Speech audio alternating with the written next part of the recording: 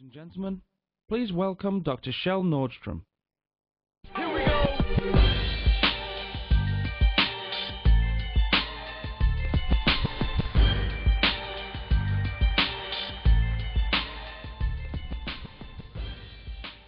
Good morning, or maybe it's a little bit too late to call it morning, Christmas in Vienna.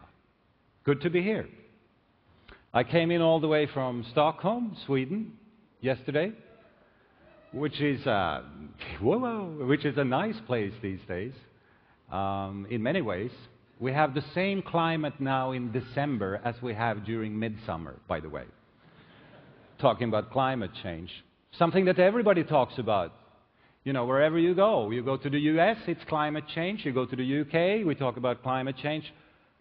Everybody agrees on that, you know, maybe we human beings have manipulated the climate a little bit. And I think we all understand that climate is important now. And I think we also all understand that climate is a very small thing at the end of the day if you start to scrutinize it, because it's temperature in either Fahrenheit or centigrade. That's what it's all about. All the other things, the glaciers, tsunami, hurricane, it's just effects of temperature in either Fahrenheit or centigrade. Why do I say all this? I have a reason for saying this. Because I think that there is something very similar to climate in an economic system, in a society, the place where you and I live our lives, because we don't live in the woods, in nature. And in the case of a society, it's of course not temperature, it's something else. It is the amount of information that we pump out and pump around in our societies. And that level, ladies and gentlemen, you and I, all of us, have manipulated to a degree that is almost unbelievable in the last 20 years, 25, 20, depending on how you measure. And then, everything is affected. And when I say everything, I really mean everything. Politics, economics, business, leadership, your children's life, everything. Let me give you some examples. I work with the Russian government, which is interesting in many ways. And we talk about Soviet Union. You know, the place that disappeared. Soviet Union, an empire that disappeared. What happened to Soviet Union? Well, we have had some time to reflect now. Moscow could not control the information. And you see, when you cannot control the information, you cannot control people. You see, that's step one for any dictator. Always has been, always will be. You have to control the information in order to control the people. 1989, it was no longer possible. And then the whole thing imploded, not exploded. 1946, there were 18 democracies on planet Earth. I can say it again, 18, 1-8. Do you know how many there are today? That at least call themselves democracies. 128. The labor market for dictators, ladies and gentlemen, is pretty bad. And it will continue to be bad, I can assure you that. Ryanair, EasyJet, Southwest Air in the US, Germanwings, all those low-cost carriers thrive on this climate change. Amazon thrive on this climate change. They are here. They work the way they do, they function because of this climate change, because we can process information in a completely different way. Look at my own place, a university. A university, any university today, we have long meetings, I can tell you that. It's one and the same meeting. And here comes what the meeting is about. Excuse my language. What the hell are we going to do with the students here for 4 years? That's what we discuss. In a world where all the information that we use to process, distribute, package is available, it raises the question at the medical faculty, the faculty of law, economics, business, anywhere, what is the role of a university in the future? The thing we are here to talk about. imagine the future. Well, universities. Andy Warhol was wrong. In the future, everybody will be forgotten for 15 minutes. I can guarantee that. Why? Because there is no way in this world of this wave, tsunami of information, that all of us can be visible over a long period of time. It's exactly the other way around to what Andy Warhol once upon a time said. Karl Marx, on the other hand, was right, ladies and gentlemen, when he said it. That the workers should own the critical production resources. That's what he said. Transfer ownership. Okay. Look at any modern business organization. HP, Nokia, Siemens of Germany, Volvo Trucks of Sweden. Take any modern business organization. Do you know what you will see? I can tell you what you will see. If you scrutinize it, you will see that 95, 96, 98, 99% of what we do in a modern business organization is intellectual work. Things that we do with our mind. We send email, we delete a lot of email, we answer the phone, we go to meetings, we go to conferences, we go and have lunch with a client. This is called work.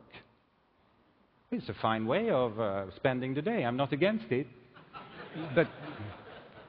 But what I'm saying, ladies and gentlemen, is the following. This is intellectual work. Yes. This is not the property of the shareholders. This is the property of you and me. You have read about this in the press, but it was not called Marxism. It was called bonus program. Options.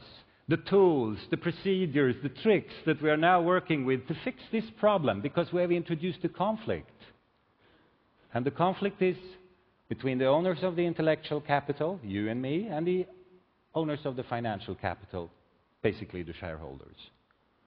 Climate change affects everything. Spirituality, politics, schools, universities, the Soviet Union, everything. That's what I'm saying. Southwest Air, Ryanair, what have you. Now, I have to say it before we do anything else. I was in Vegas, Las Vegas. That's an interesting place, Really interesting place. But I saw the light there. It was very bright. And the light looks like this. I can say it 2 times so you don't forget it. Female, emotional, personal, and simple. So I say it one more time. Female, emotional, personal, and simple. And that's the search profile, the phantom profile of any product, any service, any airport, any city, any unit of analysis in the years to come. If it's female, emotional, personal, and simple, it will work in the market. If it's not, it won't work. Then you get Siemens mobile phones, if you see it.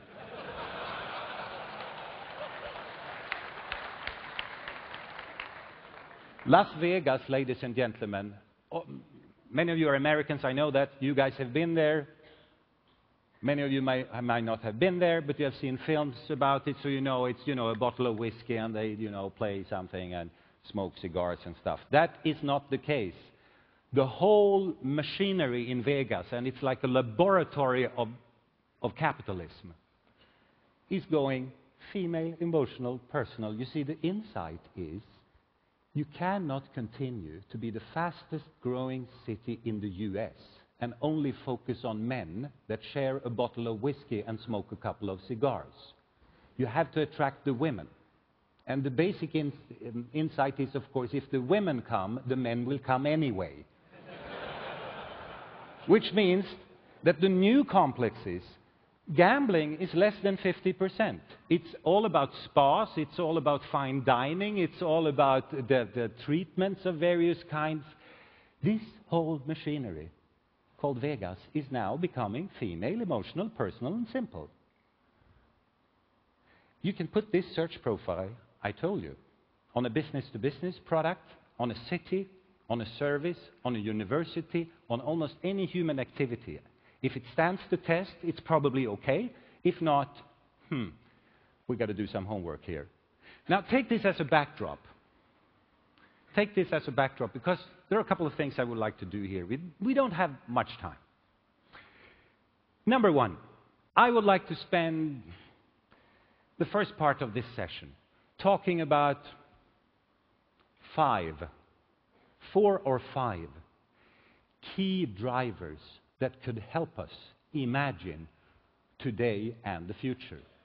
It's sociological things, as you will see, combined with economics and a little bit of technology. We change the way we live our lives. 5, 6 drivers that help us to imagine the world, the environment, the future. That's step one. Step two. Let's talk a little bit about what kind of implications will this have for us in business. Most of you represent profit-making organizations like business firms, what we call a business firm. And I will say a few words about how the art of making money will be affected by those changes, because I happen to believe that money-making is an art, not a science. It's 30% science maybe, but the rest is a little bit of being an artist, to strike a deal, smell a good trend. It's very artistic. First things first. The 5 things that I wanted to share with you that I think you should keep an eye on in the years to come, because they will help you, me, maybe all of us, to imagine the future. I told you I live in Stockholm. I'm based there, which is an interesting place these days. It's a city of about 1.8 million people, the size of Munich. What you don't know about Stockholm, well, there's probably a lot of things, but let me highlight one thing. 66% of the households in Stockholm are single. 66, 2/3. That's the average for the city of Stockholm. If you look at the inner parts of Stockholm, it's between 76 and 88% single households. Maybe you should have a conference up there, if you see what I mean.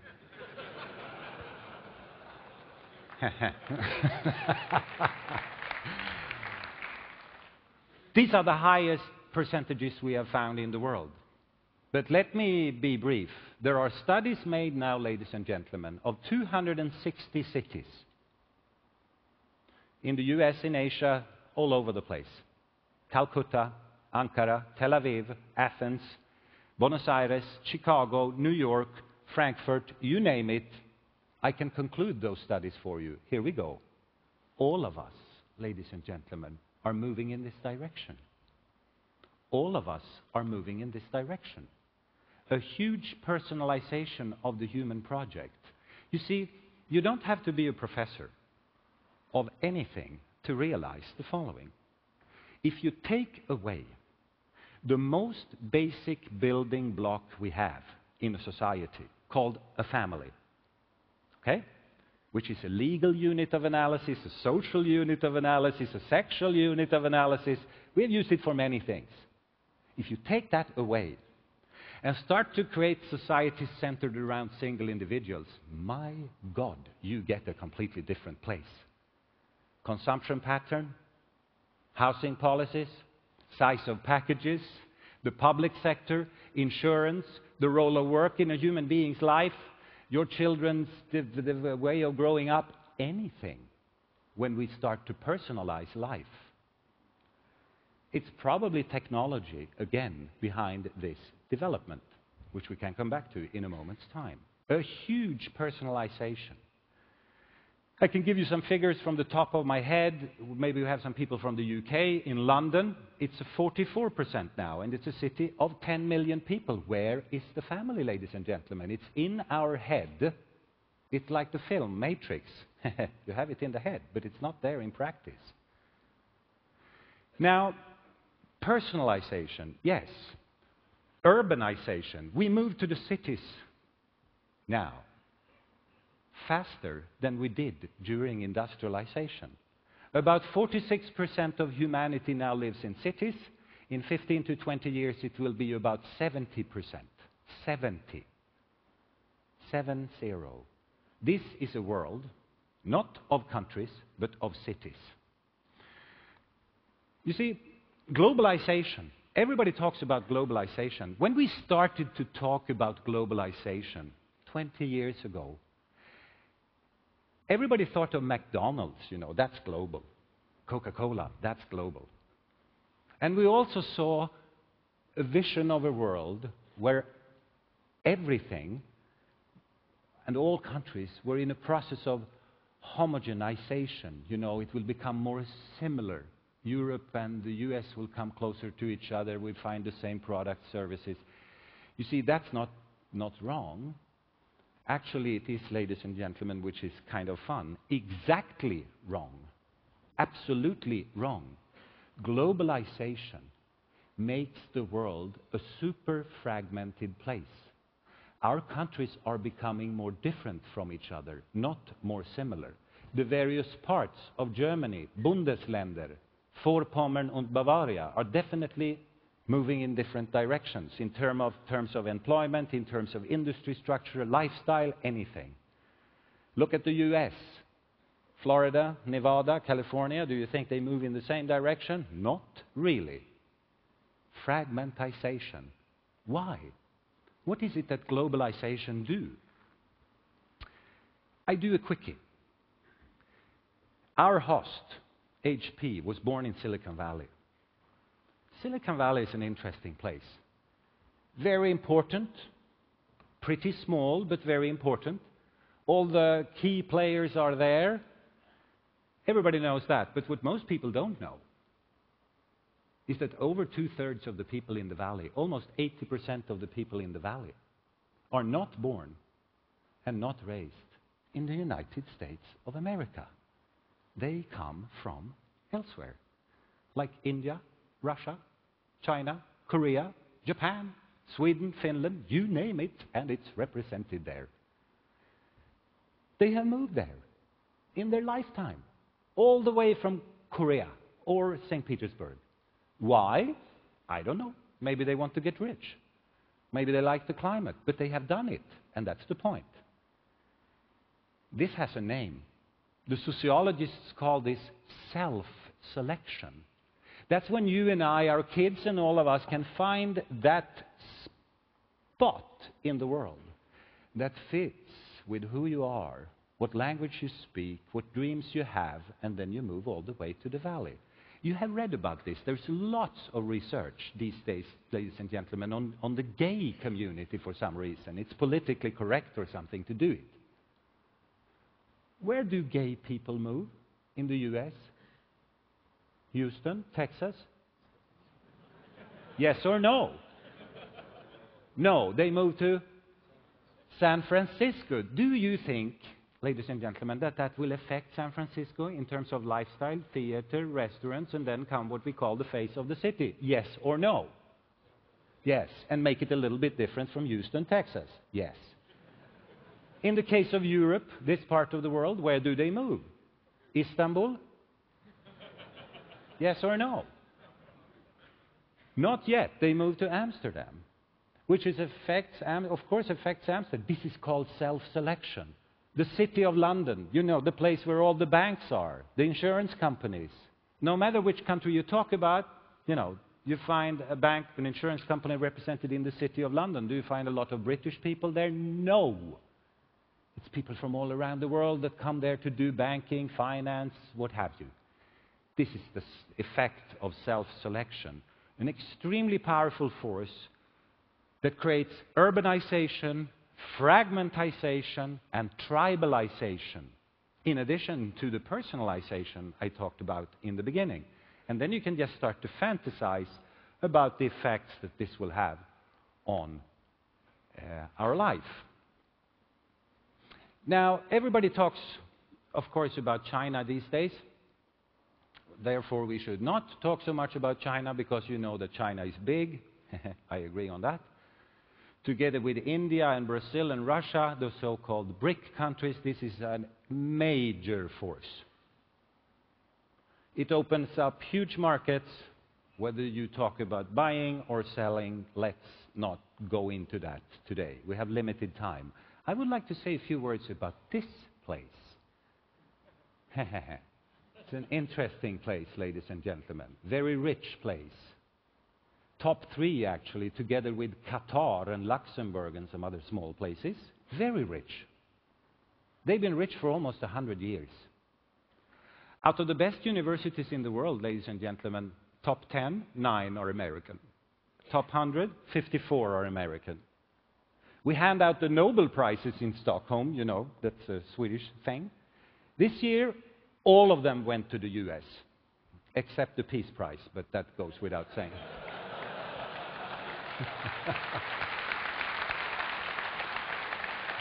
It's a complete dominance. You know, I am trained in business administration. I'm a trained researcher. I have to, as a European, as an economist, ask myself, how come? Why are we growing slower? Why this dominance in so many science areas? Why? What is the trick? And I know we have a lot of Americans in the house. We also have people from all around, not the world, but certain regions. What is the trick? What is it that this place can do that very few other places can do, and that explains growth, innovation, and Nobel Prizes? It's a little bit of a trick, ladies and gentlemen. What is the trick? What is the trick? We are so many, so we can't have a discussion, and that's it is a pity. But here we go. I'm not Swedish. I am not. I'm from Finland, a small, odd place close to the polar circle where we drink a lot. I came to Sweden when I was 7, not alone, together with my parents. But Finland is a country. I know that. It's a country, it's a nation state, it's a republic. France is a proud republic, a country and a nation state. Here comes the thing. The US is not any of this. The US, ladies and gentlemen, is no more, no less than an idea. It's an idea on a piece of paper called the Constitution. Oh, it sounds so simple when I say it, but look at the implications. Do you know what that means? It means that any of you and anyone can become American. That's what it means. It's like joining a movement. You can join. You can become American. It takes 2 to 4, maximum 5 years to become full member of this movement. Then you do charity work in the weekends, grill parties, the whole shebang. 2 to 4 years. You see, you can be born here in Austria and become Terminator, Governator, you know who I'm...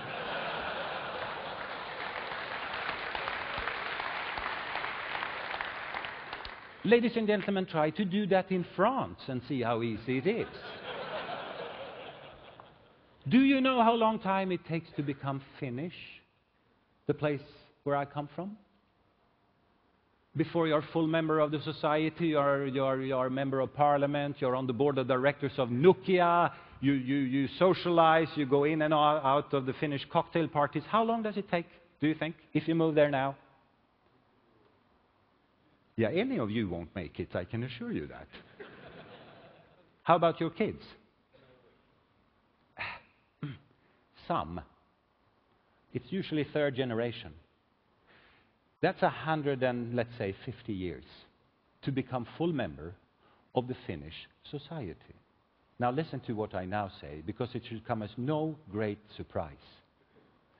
The United States of America, its universities, companies, institutions, and organizations mops up all the good people of Finland, Poland, Hungary, Somalia, Pakistan, India, China, Ukraine, and all other places on planet Earth. This is the trick. The best hockey players, where do you think they move when they are at their peak? The guys from Scandinavia, they move to? Yes. A top model from Kiev, Ukraine. She's 19 years old, striking. First local gigs, then Milan, then London. If she's still standing, she moves to the US. The best finance professor at the London Business School, when he has presented his dissertation, he's a star, and then he moves to the US. Sikorsky helicopters, flop, flop, flop. Where do you think he was born? Flop, flop, flop. In Ukraine. Thank you very much. Founder of Google, Sergey Brin. Where do you think he was born? Sounds like Moscow. And then he moved to the US at the age of 19. This is the trick. You see, if you mop up all the good Ozzy Osbourne, and then he moved to the US. If you mop up all the good people, ladies and gentlemen, put them in the same house, call the university, it should come as no great surprise that you get a lot of prizes. Nobel Prizes in this case. And that you come out with surprising innovations, striking products and services that the world haven't seen before. This is the trick. Finland can't do the trick. It takes 150 years to become Finnish. I asked my Japanese, everybody talks about Asia, I asked my Japanese friend, how long does it take to become Japanese? He didn't understand the question, he looked at me.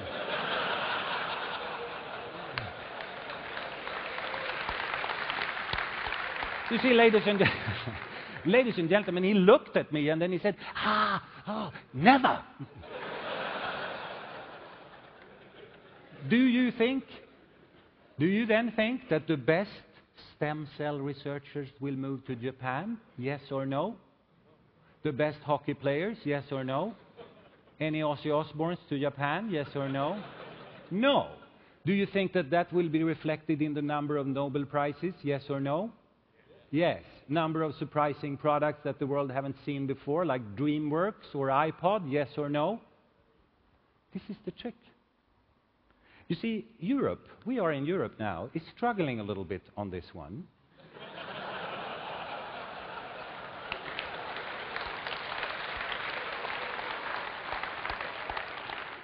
We have to, fellow Europeans, I'm talking to you now, we have to understand the power of a Greek idea called meritocracy. You see, what the US is doing, what Stanford University is doing, is applying the principle of a meritocracy. We don't care where you come from. This is a foreign legion. You can join, you can join, you can join. Are you good? Okay, in. Let's call him Bob. That's easier to pronounce. Cheer, the singer, the woman, is from Armenia. Her name is Shashkilibi. Let's call her Cheer. Easier to pronounce. We have to understand, fellow Germans, Europeans, Finns, Swedes, the power of meritocracy. This is a transparent world. This is a world of climate change in our economic system. The power of meritocracy has never been greater than today. It's a Greek idea, not an American idea. Stanford is good at applying it. We are free to apply it. And we have a lot of work to do on this one. Now, it's a remarkable form of capitalism where we have created, almost per definition, uncertainty, because we have several players now. So we can expect more uncertainty, technological uncertainty, economic uncertainty. Why? Because there is no clear-cut leader. Work specialization? Yes. The US will do a lot of innovations. That goes without saying. India, China will do something else. Russia will do other contributions, but it's called uncertainty when you have several players. It's a capitalism also characterized by, we call it karaoke capitalism, actually. This is a karaoke version of capitalism. Why? Well, look for yourselves. All cars, ladies and gentlemen, mid-sized cars, look the same. Isn't that remarkable? A mid-sized car, you can't tell from 50 meters if it's a small Volvo, a BMW 3 Series, a Kia, a Skoda, or a Volkswagen or a little Chevrolet. You can't. Why? Because of the climate change. You see, we are all using the same components now. We have all done our benchmarking now. We are all in search of excellence now, which means that all cars look the same. It converges. It's karaoke cars, karaoke media. Watch the news. BBC World, CNN, Sky News. Have you seen one? You have seen them all because they all use the same platform, it's called in the media industry, platform. Have you seen one soap opera? You have seen them all because they all use the same platform. This is fantastic news if you are a buyer. If you are the buyer. For those of us that are suppliers, this means pressure, an extreme pressure to be innovative and to break out of this karaoke bar that we call capitalism or market economy of today. Now, it's a personalized, urbanized, fragmented, tribalized, US-centric world, full of uncertainty and a karaoke version of capitalism. What we do, ladies and gentlemen, and this is the key, let's step back. What is it that we do to humanity? What we do to humanity, to you, me, to us, is that we create, whether we like it or not, a lot of freedom now. A freedom to know anything you want to know. Doesn't cost very much. Even in the Bangladesh countryside, you know, with the help of Mohammed Janusz Grameen Bank, microcredits for women. Freedom to know. Almost no cost at all. Freedom to go anywhere you want to go. Southwest Air, Ryanair, German Wings, the 473 different low-cost carriers, because they happen to be almost 500 now. Oil prices up, price for traveling down. Interesting, isn't it? Freedom to go, move in space. 128 democracies, do you remember? Not 18, 128. Freedom to do anything you want to do. With yourself, with your outside, with your inside hair, ladies and gentlemen, 1,500 euros. No problem. We have a super clinic in Stockholm. You can change your body, you can shape your look, shape, form. You can top it off with a Viagra, and if you feel bad, have a Prozac. You can redesign yourself inside out. Upside down.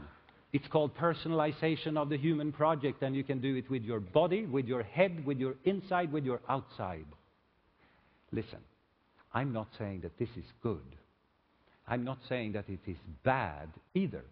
It's like Dalai Lama used to say, it is what it is. And you and I have to deal with it. In our private lives or on the job. A freedom to know, a freedom to go, a freedom to do, and a freedom to be the person you want to be. An atheist, a Buddhist, move to San Francisco, and you can do. These are the people that you and I are going to deal with.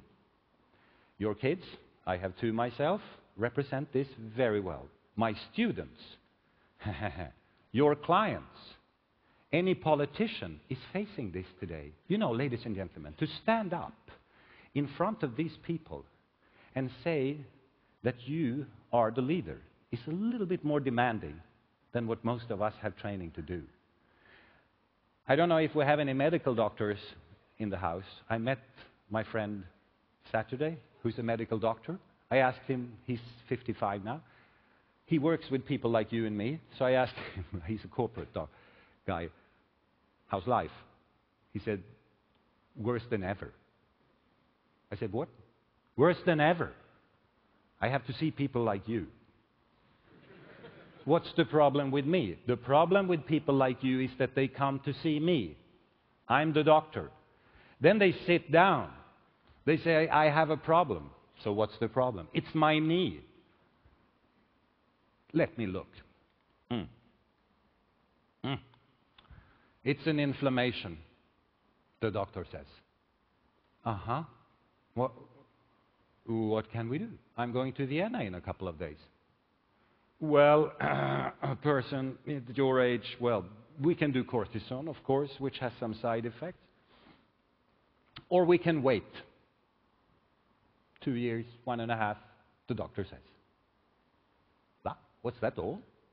I say, yes, Have you heard about that Polish doctor that is working with electricity? You know, I was Googling this yesterday, and then there is this guy in Miami that I think is interesting, that is working with a massage and a little bit of acupuncture. Do you think that...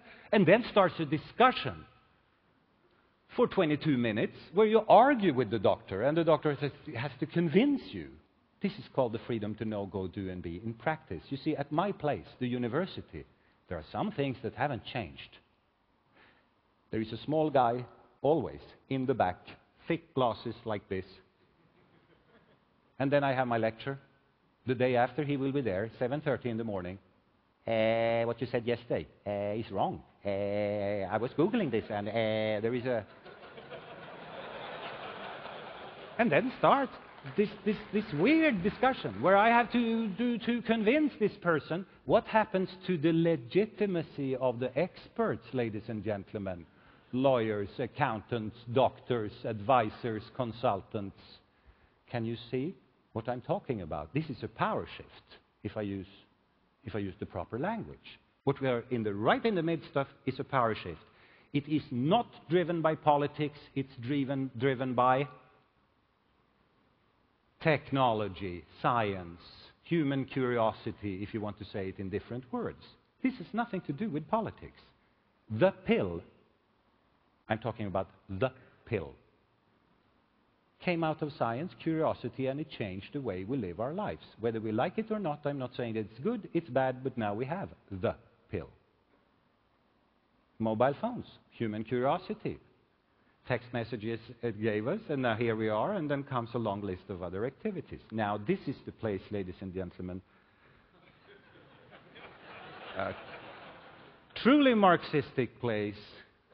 He has a T-shirt that says connecting people, and that's exactly what we do now. And then it's a Marxistic version of capitalism. The art of making money. Well, of course, there will be some implications. Let me highlight, we don't have all that much time, a few key ones.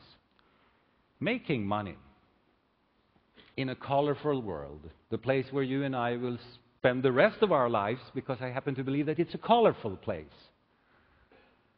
Making money. There is a recipe for making money. Money you can make, I think everybody understands that, if you have a good idea. An idea. IKEA, coming from Sweden, was a good idea. Flat packages. 62 years that idea is today. Not bad. It's still standing. McDonald's, good idea. Body Shop, you know, not tested on animals and all the rest. Good idea. So it starts with an idea. However, ladies and gentlemen, that's not good enough. There are good and bad ideas. So how do we know that it's a good idea? Look, here is the test. A temporary monopoly. Does the idea provide me with a temporary monopoly? This is what business is about. Always has been, always will be, the creation of a temporary monopoly. A moment in time, space, when you are perceived, listen to my language, to be different. You don't even have to be different as long as you are perceived to be different. IKEA, ladies and gentlemen, is a rock-solid, international, temporary monopoly. It's unbelievable.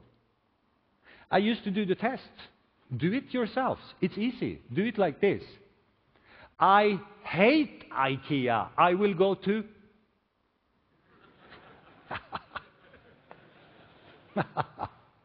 It's called a temporary monopoly, which is reflected in the growth, profitability, and the climbing of the owner in this wealth, you know, the tables.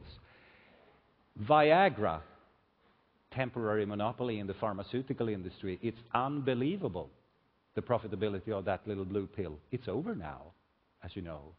There are German competitors, Japanese competitors that come very, very, very close. What is happening to the temporary monopoly? It's going down. The job of the entrepreneur, the industry leader, the captain of industry, is to create and defend a temporary monopoly for as long as you can.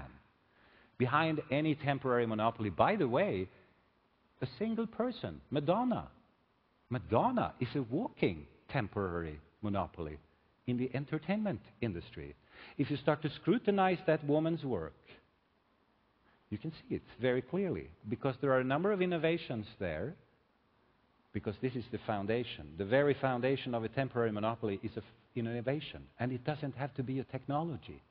It could be packaging, finance, human resources, any dimension in the system. Now you can close the loop. Now you can earn the money. I will now take this recipe and play with it. Look, this made us rich. This made HP. This made Siemens. This made Philips. This made Westinghouse. This made Nestlé. This made humanity rich. It's called technology. To have a temporary monopoly based on a technology, Siemens, electric currents, 1847, wow. Philips, light bulbs, completely unique technology, manufacturing process. They could conquer the world based on a temporary monopoly, build up subsidiaries and become a powerhouse. I will cut a long story short. It's over. World-class technology. In any industry today, do you remember the climate change I talked about in the beginning? World-class technology today is absolutely necessary, but not sufficient for success, because so many of us can now do it, and we get the information more or less at the same time. World-class technology is necessary, but not sufficient in the telecom industry, in the airline industry, in the banking industry, in the automotive industry, and I could go on. You and I expect that. Okay, what do we do then? You know this. We responded. The business community became, this happened in the automotive industry already 15 or 20 years ago. We started to look at, are there any other ways to create a temporary monopoly? Organization, ladies and gentlemen, let's reorganize this company. Let's have some just-in-time, Kanban, global product divisions, customer relationship management. My God, ISO 9000, 14000, 21000. The more you have, the better. A way of creating temporary monopolies basically out of organization and management. Don't underestimate the power of this. It made Japan rich. A way of organizing manufacturing, you remember it, called lean production. We didn't master that at the time. It was a temporary monopoly. Okay, it's over. World-class technology today, ladies and gentlemen, is necessary but not sufficient. But world-class organization, world-class finance, world-class marketing, world-class branding, and world-class customer relationship management, all of that is also necessary, but not sufficient for success. Anyone can do it. It raises the question, and this is my little conversation piece for Christmas for you. What do we do now? And I have a hypothesis, and I will, as a little gift, hand it over to you to be discussed. Because I, and I'm not the only one, can see a little bit of a pattern. What kind of temporary monopolies can we expect when we imagine the future? Okay? Let's have a look. And I will now borrow and steal from the natural sciences, because I am an engineer from the beginning, before I started with this business. And okay, how do you survive in nature? Do you remember from your biology books? Survival of the natural selection. Survival of the fittest. I will now quote Mr. Charles Darwin. Listen to what he says. To my surprise, it is not the strongest, not the fastest, not the most intelligent, not, and then comes a long list of not. It is the fittest. And the little word fit means ability to adapt, change, and change and change. So you always fit in, and then you will survive. Natural selection, survival of the fittest. Fine. That's what's in our biology books. How about this guy? Do you think he is very fit? Do you think he fits in anywhere?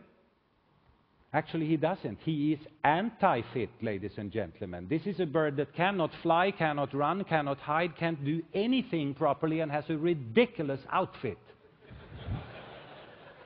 And should not exist. And the problem is that he exists. The biologists have been struggling for almost 120 years. 1977, someone cracked it. And it was in the Mideast, and it was a bird researcher. He cracked it. How can this gentleman, because it's a man, survive?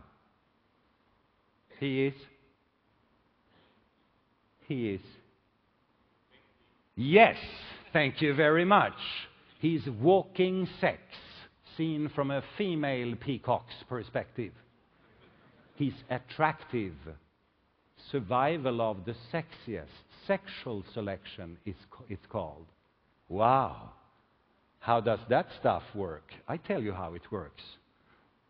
Listen, what is it the female see when she sees him? What she sees is the following. Wow. When she sees the tail, wow. Then comes her thinking. If he can survive in that outfit, he must be very, yes, smart. You see, to be stupid and have that outfit is a bad idea. So he's probably very smart. Probably means that he has very good genes, and she selects him. It's called sexual selection. Which means that the more crazy his outfit is, the more colorful he is, the more attracted she becomes. Handicap theory is another name for it. And of course, ladies and gentlemen, we human beings do this also. We shouldn't spend too much time on that today. You know, it's the same logic. If he can survive in that outfit, if he can still do a good job, my God, he must be really, really, really, really, really good. Attraction, sexual selection. And remember, ladies and gentlemen, it's always the female that makes the final selection. Always. Also among us. You know that. Many of you have tried, so you know that. Do you know why? I like the natural sciences. You can rely on them. It's very logical, you see. I am a man. Similar to many of you here. That means that I can get 276 children a month. I just have to focus a little bit on what I do. A woman's average is 1 a year. Isn't it reasonable that she is a little bit more selective than me? Yes? Makes sense? Very logical. There are two ways to survive under extreme competition. Either something you remember from your biology books, natural selection, but that's half of the story. The other part is called sexual selection. Look, now we take it all the way back to the economic landscape where you and I work and live. Two ways to create temporary monopolies in the years to come. Either temporary monopolies based on ultimate fitness or temporary monopolies based on attraction. Look what happens when you apply this. Fit, Ryanair, Southwest Air, IKEA, cut out everything down to the bone and the marrow. London, Barcelona, return ticket, 10 quid. That's called fit. IKEA, the prices at IKEA, have you seen them? Pretty fit. It's kind of difficult to compete in that direction with them. All the technology, all the tools, all the organizational tricks and tools they use are there for one and only one reason: to become fit, fit, fit, ultimate fitness. Yes, and then you have the other way around. the absolute vodkas of the world, the iPods of the world, the BMWs of the world, where the whole machinery is focused on creating that attraction. BMW, ladies and gentlemen, they have almost 80 people in Munich working on the sound of the door. Zoop. To ensure. Zoop. They have a whole department the size of this room working on the smell of the car. The smell.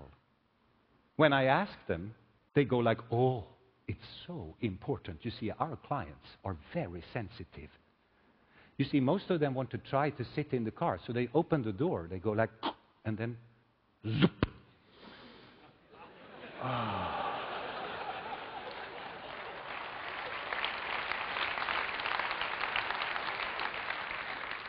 80,000 euros is not so much when you think of it. It's called attraction. Attraction. It smells good, it feels good, it tastes good, it looks good. You see, our brain, ladies and gentlemen, the traffic instructions in our brain are absolutely clear. A strong emotion is always given priority over rational thinking at all times. Why? Because when a lion came 1.5 million years ago, you were not supposed to sit down and discuss that with your colleagues. Do you think it's a lion? No, I think it's a peacock. You know, those who did that are not here. Those who did that are not here, which means that those of us that are here, when it smells good, feels good, the best car on planet Earth, according to all major test institutes, is actually a Toyota Corolla. You can say many things about the Toyota Corolla, but it's not very sexy. It's a fit kind of approach to car manufacturing. Two ways to create a temporary monopoly, either based on attraction or on fitness. And here comes the thing. Nothing in the middle. Avoid the middle. What do you find in the middle? I don't know. Yeah. Alitalia, maybe? Or maybe General Motors, if you want a bigger one. Where you so clearly can see that neither of those are represented. You are completely floating around in the middle. Can you do this with business to business? Yes. Can you do it with an airport? Yes. Just go to Malaysia. Just go to Hong Kong and look at the airport if it's attractive or not. Siemens, a client of mine, makes infrastructure. They have to follow the same principles. Even with heavy, my God, heavy infrastructure. The same principles pop up. Why? The climate change. We could spend, or at least I could, spend many, many more hours talking about this, as I see it, colorful place. Good or bad? That's not my job. Let me be personal. It's only a few days to Christmas. I like this place, personally. Yes, I know. Freedom to know, our free press, our free kids. You can buy breasts, hair, Viagra. Yes, I know. Freedom is difficult, ladies and gentlemen. I know that. But the opposite, lack of freedom, is completely uninteresting. And therefore, I like this place. It's a better place than ever for more people than ever. Enjoy it, make your choice, and next time we meet, the first question will be, fit or sexy? Thank you very much. Merry Christmas.